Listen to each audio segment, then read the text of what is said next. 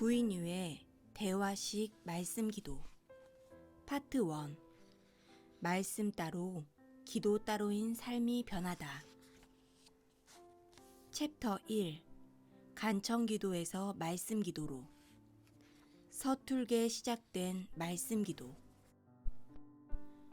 고집스럽게 하나님을 거부하던 나는 35이던 1987년부터 6년 동안 우울증을 심하게 앓았다.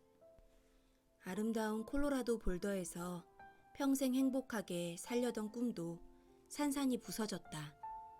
모든 노력을 다 기울였지만 파도처럼 다가오는 우울은 나를 점점 사지로 몰고 갔다.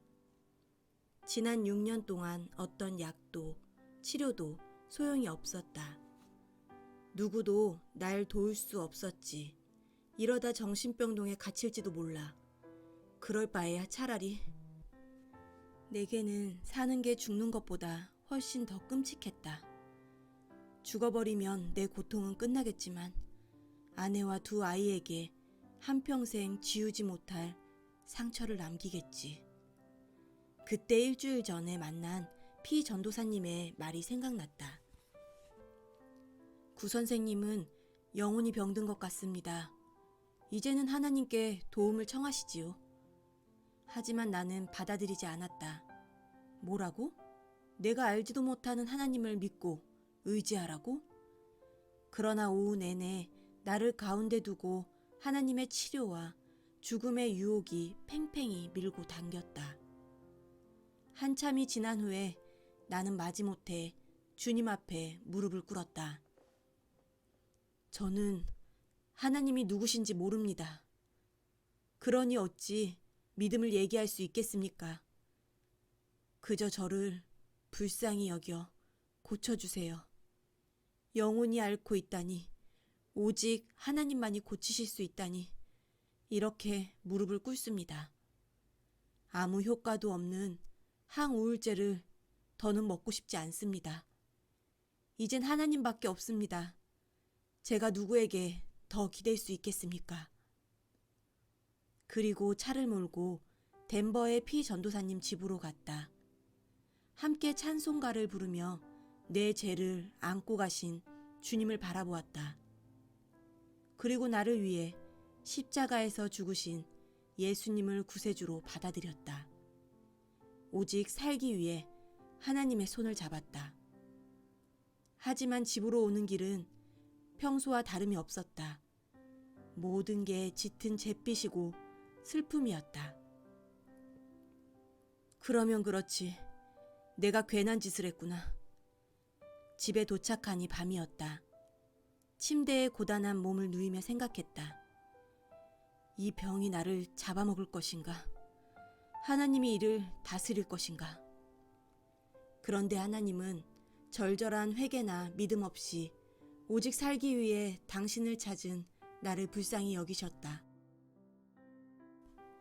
나는 2 손에 고삐를 바투잡은 채 철병거를 타고 넓은 들판을 달리고 있었다.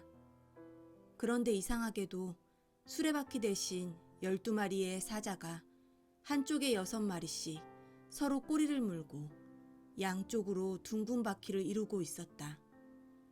그 상태로 철병거는 쏜살같이 내달렸다. 고개를 돌려 나를 노려보는 사자들의 눈빛에서 살기가 느껴졌다. 두려웠다. 그러다 어느 순간 나를 태운 병거가 하늘 위로 솟구쳤다. 꿈에서 깨어나 생각했다. 이게 무슨 꿈이지? 나를 삼키려던 사자들은 뭘까? 나를 죽음에 이르게 할 것 같은 이 우울증이 사실은 나를 하나님께 데려다주는 사자떼란 말인가? 자리에서 일어나 책상에 앉아 성경을 펼쳤다. 태초에 하나님이 천지를 창조하시니라. 생전 처음으로 이 말씀 앞에서 내 영혼이 녹아버렸다. 마치 불똥이 곁에 있는 양초처럼. 그리고 세상이 줄 수 없는 사랑과 기쁨과 평안이 세차게 밀려왔다. 여태껏 머리에서 막연히 맴돌던 말씀이 거센 파도처럼 가슴을 쳤다. 창세기부터 계시록까지 모든 말씀이 거절할 수 없는 놀라운 약속과 사랑과 진리로 다가왔다. 그날 이후 나는 그분을 떠날 수 없었다. 3개월 동안 꿈같은 하나님과의 허니문이 이어졌다. 그러나 깨끗이 나은 줄 알았던 우울증이 재발해서 이후 6년이나 더 이어질지는 정말 몰랐다. 살아계신 하나님을 내 안에 모시고도 여전히 병증은 지속되었다. 한참 후에야 비로소 깨달았다. 하나님의 말씀, 곧 하늘의 현실로 땅의 현실을 다스려야 하는 엄혹한 훈련이 그때부터 시작되었음을.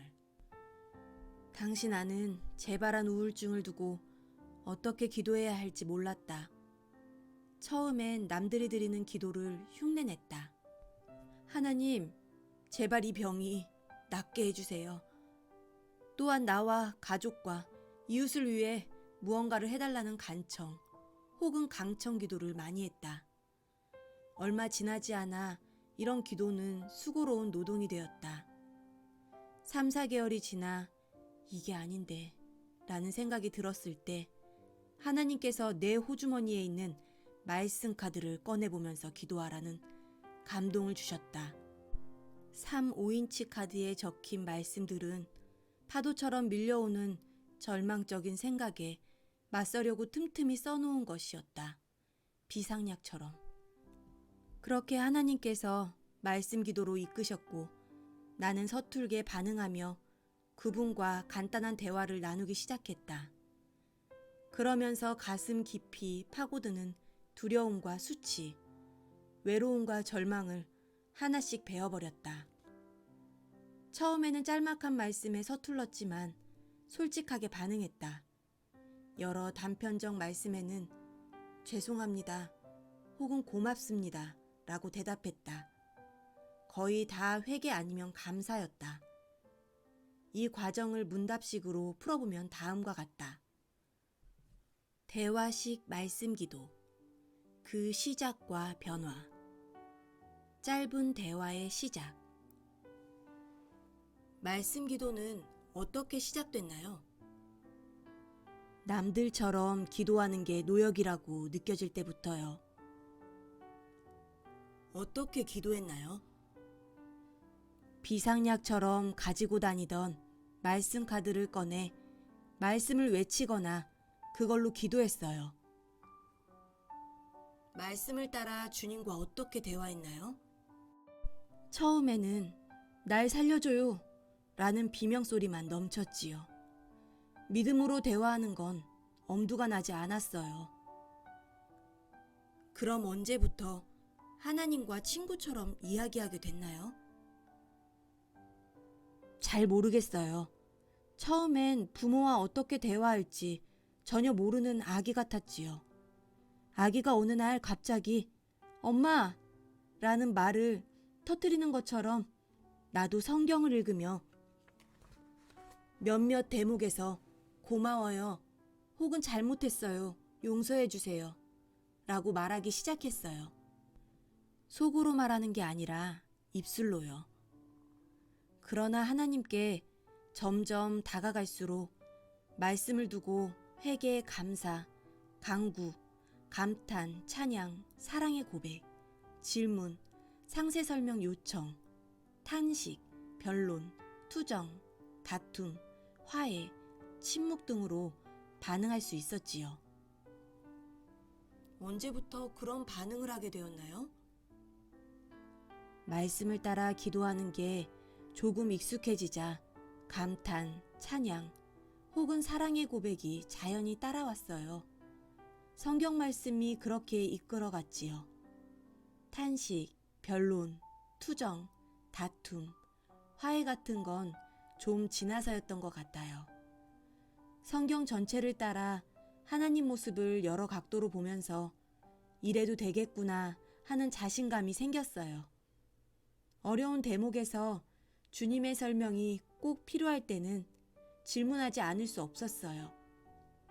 설교나 주석을 참조해도 시원한 답을 얻지 못했거든요. 상세한 설명을 청하기 시작한 건 횟수가 꽤 지나서였어요. 이 요청은 주거니 받거니 탁구공 오가듯 이야기한 끝에 나왔어요. 뭔가 아쉬울 때 주님, 좀 더 자세히 말씀해 주세요. 혹은 더 하실 말씀은 없으세요? 라고 말씀드렸지요. 그러면 주님이 더 자세히 설명해 주셨나요? 그럴 때도 있고 아닐 때도 있었어요. 하지만 하나님은 분명 자세히 설명하거나 더하여 이야기해 주신다고 생각해요. 다만 내가 듣거나 못 듣거나 하는 거지요. 혹은 주님이 말씀하실 때가 아니기도 하고요. 듣지 못한다고요? 여러 해 동안 주님과 이야기해 왔잖아요. 그 점이 내 한계예요. 주님이 다시 오실 날까지 난 여전히 연약하고 죄성에 갇힌 사람이니까요. 진리 안에 온전히 자유롭지 않아서 내 마음이 잘 조율되면 들리고 그렇지 못하면 안 들려요. 마음을 깨끗이 비우면 잘 들리지 않을까요? 그렇게 말할 수도 있지요. 마음이 청결한 자는 하나님을 볼 것이라고 하셨으니까요.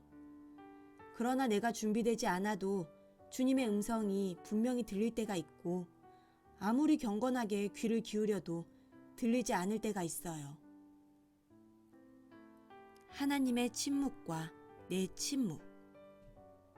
하나님께서 대답이 없으실 땐 어떻게 하나요? 예를 들어 질문, 상세 설명 요청, 변론, 투정을 올려드렸을 때요. 믿음으로 바라보면서 하나님께서 답을 주실 걸 믿고 잠시 기다리지요. 그래도 아무 말씀이 없으시면 넘어가요. 억지 부리며 기다리진 않지요. 우리가 듣지 못하는 이유는 둘 중 하나일 거예요. 내가 하나님의 응답을 듣지 못하거나 신실하신 하나님께서 내가 제대로 이해할 수 있을 때를 기다리시거나. 그렇군요. 또 다른 경우는 없나요? 한 가지 빠뜨렸네요. 침묵이에요. 몇 해 전에 시작되었는데 할 말이 없어서 침묵하는 게 아니에요. 모르면 묻고 용서를 구할 게 있으면 구하고 감사할 게 있으면 감사하고 불만이 있으면 투정하면 되니까요. 말씀으로 주님과 이야기할 때 할 말이 없어 입을 다무는 경우는 거의 없었어요. 여기서 말하는 침묵은 상당한 감정 덩어리가 모이고 뭉쳐진 것이지요. 하나님의 은혜가 너무 커서 고마워요 라는 말조차 너무 가볍다는 느낌이 들 때가 있어요. 감사의 눈물이나 회개의 통곡조차도 천박하게 여겨질 때가 있고요.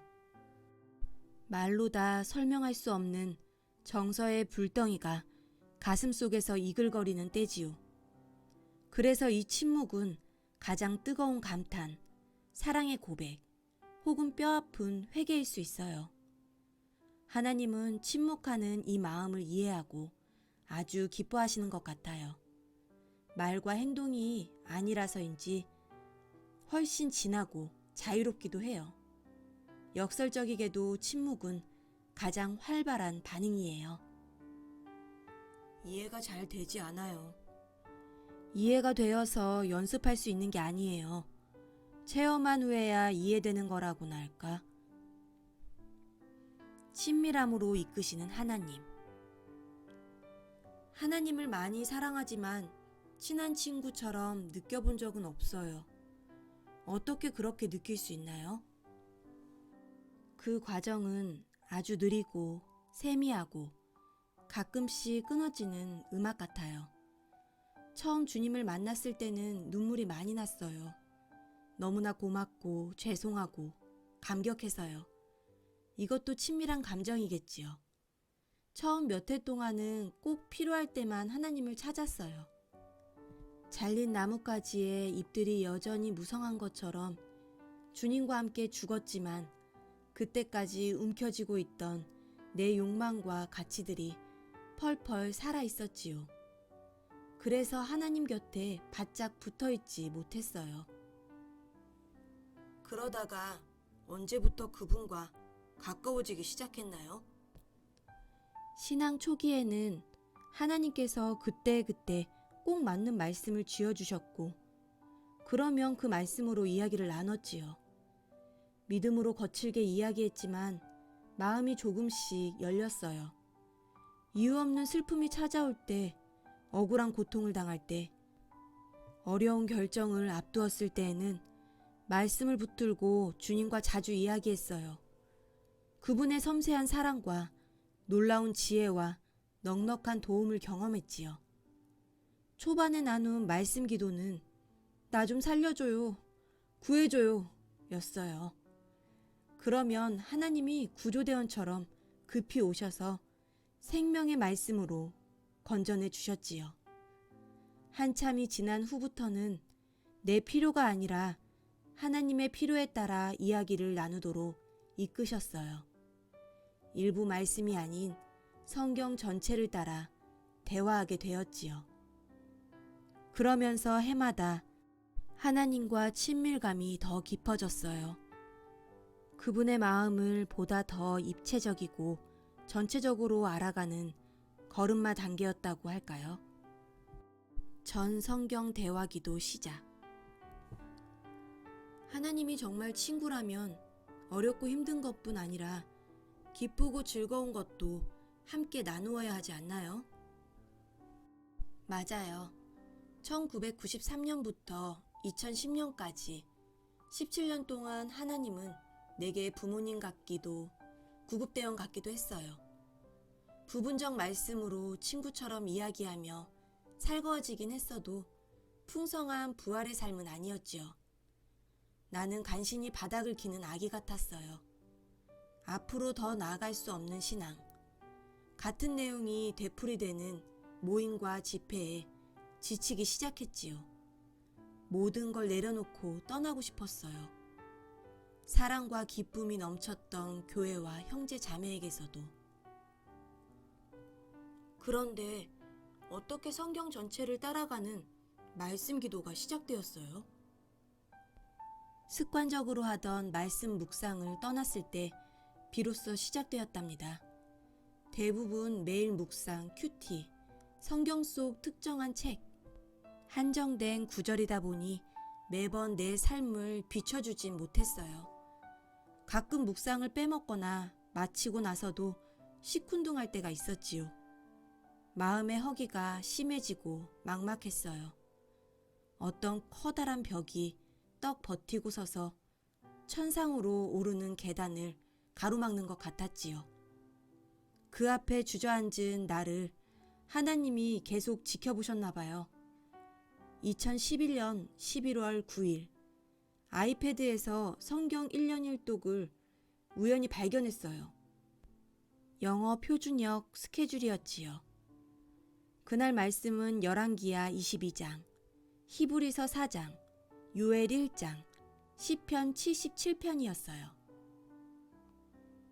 날짜도 11월 9일 119네요. 영적 구조의 날이었나 봐요. 그렇게 되나요? 어쨌든 그걸로 바로 말씀 기도에 들어갔어요.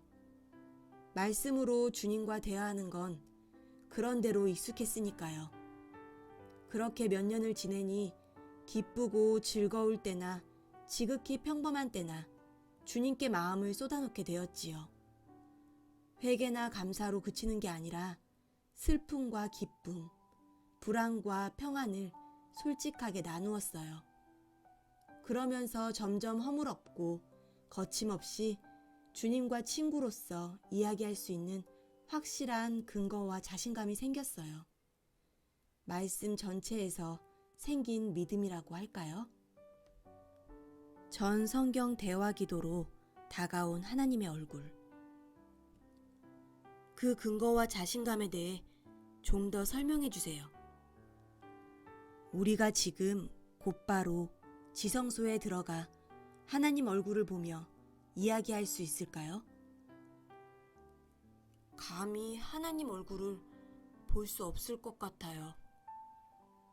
옛날이나 지금이나 하나님의 약속을 제대로 믿지 못하는 세력들이 많아요. 어쨌든 지성소는 언제든 들어갈 수 있는 걸까요? 그건 성경에 쓰여 있잖아요. 히브리서 10장 19절에 우리는 예수의 피를 힘입어서 담대하게 지성소에 들어가게 되었습니다. 라고요. 그렇다면 하루에 얼마나 자주 들어가나요? 글쎄요. 우리가 감히 하나님 얼굴을 바라볼 수 있을까요? 너희는 내 얼굴을 찾으라 하실 때에 내가 마음으로 주께 말하되 여호와여 내가 주의 얼굴을 찾으리이다 하였나이다. 시편 27편 8절. 이는 여호와를 찾는 족속이요 야곱의 하나님의 얼굴을 구하는 자로다. 시편 24편 6절 이라는 말씀을 보세요. 하나님이 말씀하셨잖아요. 너희는 내 얼굴을 찾으라. 또 하나님 마음에 합한 자인 다윗은 여호와여 내가 주의 얼굴을 찾으리이다 라고 말했어요. 그리고 모세가 성막에서 하나님과 이야기하는 걸 두고 성경은 주님께서는 마치 사람이 자기 친구에게 말하듯이 모세와 얼굴을 마주하고 말씀하셨다. 출애굽기 33장 11절이라고 기록했지요. 하지만 사람이 하나님 얼굴을 어떻게 봐요? 보는 즉시 죽어버릴 텐데. 구약 당시는 그랬지만 지금은 아니에요. 말씀을 자세히 보세요. 하나님이 친구처럼 모세와 얼굴을 마주했다고 하여 그가 과연 그분의 얼굴을 볼 수 있었을까요? 하나님은 모세를 바라보며 친구처럼 이야기하셨지만 그는 아니었을 것 같아요. 하나님이 나타나신 곳에는 언제나 짙은 구름이 덮여 있었으니까요. 그래서 모세가 나중에 하나님 영광을 보여달라고 했을 때 주님은 바위 틈새에 그를 세우고 손으로 덮으신 후에 내가 나의 등불을 보게 될 것이다. 그러나 나의 얼굴은 볼 수 없을 것이다. 출애굽기 33장 23절이라고 하셨지요. 모세는 불과 연기와 구름으로 다가온 하나님의 영광을 볼 수 있었지만 영광스러운 얼굴은 볼 수 없었지요. 온전한 구원을 받기 전까지니까. 그러니까 예수께서 메시아로서 십자가에서 피를 쏟으신 후에 우리에게 주어진 놀라운 특권은 우리가 예수의 피를 힘입어 성소에 들어갈 담력을 얻었나니 히브리서 10장 19절에서 알 수 있듯이 바로 지성소에 들어갈 수 있다는 거예요. 그리고 또 다른 놀라운 선물이 있어요. 나는 그것이 믿음으로 하나님 얼굴을 바라볼 수 있는 특권이라고 생각해요. 사랑하는 사람이나 친한 친구와 이야기할 때 먼 산을 보거나 한눈 팔지 않고 얼굴을 바라보며 눈 맞추고 이야기하잖아요. 참 사랑이고 참 친구라면. 하나님과는 다르지 않나요? 그것이 어떻게 가능하죠? 오직 믿음으로. 믿음으로 하나님께 나아가 그 얼굴을 바라보는 거지요. 주님이 다시 오시는 그날에는 거울을 보듯 선명하게 보겠지만 지금은 보이지 않는 하나님의 얼굴을 오직 믿음으로 바라볼 수밖에 없어요. 그러나 지금은 하나님께서 그리스도의 죽으심으로 말미암아 그의 육신의 몸으로 여러분과 화해하셔서 여러분을 거룩하고 흠이 없고 책망할 것이 없는 사람으로 자기 앞에 내세우려고 하셨습니다. 골로새서 1장 22절. 하나님께서 흠없고 나무랄 데 없게 된 우리와 사랑스럽게 눈 맞추고 얼굴을 보며 이야기하시지 않겠어요? 구약시대엔 그리스도의 완전한 속죄가 있기 전이니 어떤 사람도 그분의 얼굴을 보고 살아남을 수 없었어요. 그러나 이젠 달라요. 달라도 아주 많이 다르죠. 이것이 복음의 크나큰 규모고 은혜고 선물이에요. 그러니 믿음으로 그 얼굴을 바라보며 친구처럼 이야기할 수 있어요. 그렇게 하다 보면 이전에 미처 알지 못했던 깊은 친밀감을 늘 새롭게 경험할 거예요. 그 깊이가 어디까지일지 측량할 수 없을 정도로. 구인유의 대화식 말씀 기도 파트 1 말씀 따로 기도 따로인 삶이 변하다 챕터 1 간청 기도에서 말씀 기도로